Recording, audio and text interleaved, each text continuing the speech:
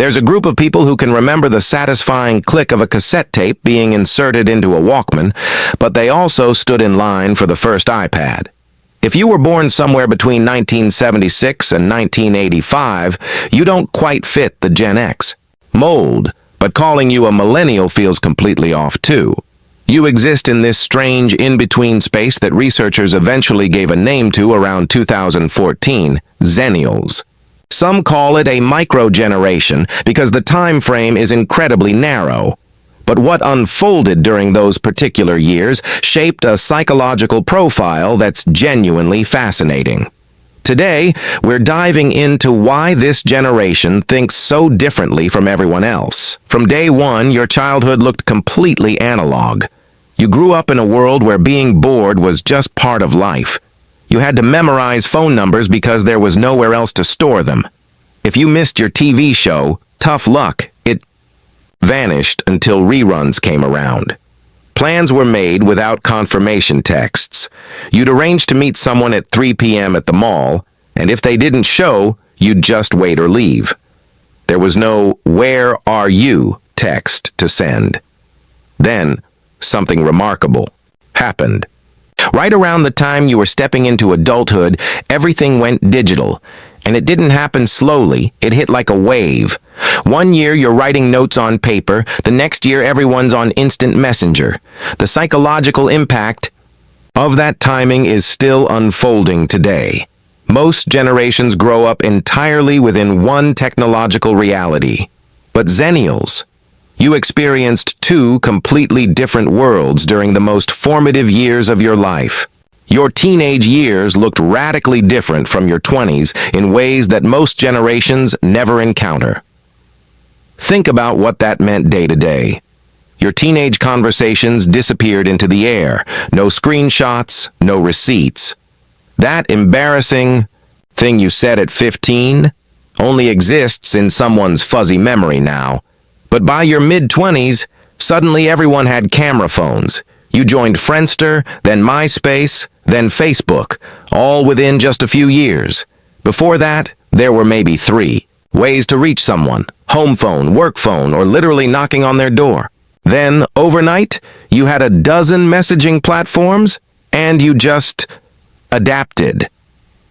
Here's what makes this particularly interesting from a psychological standpoint. Research shows that the prefrontal cortex, the part of your brain responsible for learning new skills and adapting to change, doesn't fully mature until around age 25. A study in Nature Neuroscience confirmed this extends well into the 20s. That means Xennials were still in this highly adaptable brain development phase when the entire technological world flipped upside down. You were young enough that learning new tech felt intuitive, but old enough to consciously remember what life was like before it. That created something psychologists might call cognitive bilingualism, fluency in 2 completely different ways of living. But here's where the Xennial story takes a harder turn. You entered the workforce right around the 2008 financial collapse. That timing wasn't just unlucky, it was psychologically formative. Studies on economic trauma show that financial instability during your 20s leaves lasting marks. It's the exact life stage when you're supposed to be building a career, establishing stability, and forming long-term plans. When that gets derailed, it shapes how you think about money, security, and risk for decades afterward, even if your financial situation eventually improves. So you've got this generation that learned extreme adaptability through technological upheaval, but also got economically blindsided during the years you were trying to build a foundation. You're comfortable with change because you had no choice but to adapt. But there's also this underlying tension, a quiet awareness that stability can vanish overnight, and almost no one discusses this combination. The generational discourse usually positions Gen X against millennials as if everyone born between 1965 and 2000 experienced the same world. But the specific slice of history you were born into created something distinct, something that doesn't fit neatly into those broad labels. What defines Xennials might actually be your ability to hold contradictions without it feeling strange. You have Gen X's independence and self-reliance because you grew up before intensive parenting became the norm. Your parents didn't always know where you were, and that was fine. You learned to entertain yourself, solve your own problems, and sit with discomfort without immediate intervention. But you also came of age during the early optimistic days of the internet, before we realized social media might complicate as much as it connects. You believed technology would bring people together and open up the world, because for a while it genuinely seemed like it would. So you end up with this mix, independent yet collaborative, skeptical yet hopeful, digitally, fluent but analog-rooted. You're not overly nostalgic for the past like some Gen Xers, because you genuinely appreciate modern convenience. But unlike younger generations, you're acutely aware of what was traded away.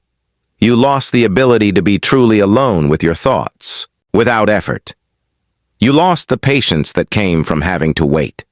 You lost a kind of presence that existed when there wasn't always a screen demanding attention. But you gained unprecedented access to information, connection, and opportunities your teenage self couldn't have imagined. If you're a Xennial, you probably feel like you exist in a permanent in-between. Too young for some conversations, too old for others, caught between worlds. But that's not a flaw. It's actually your generation's defining psychological strength. In a world that's changing faster than anyone can keep up with, having lived through one massive transition might be the most valuable education you could have received. You learned that adaptation is possible. You learned that the world you grew up in doesn't have to be the world you live in forever. That's a mindset a lot of people are still struggling to develop. The Xennial experience matters not because you're somehow superior, but because you lived through a specific narrow window of history that taught you something essential: how to evolve without losing your core identity in the process. You learned to integrate the old and the new, to appreciate both without rejecting either. That's a psychological skill that's increasingly rare and increasingly necessary. If this connected with you, I'd love it if you hit subscribe. And if you want to support more content like this, consider joining as a channel member. It genuinely makes a difference. I've got more videos coming that dig into topics like this with the same kind of depth. Different subjects, same approach. I'll catch you in the next one.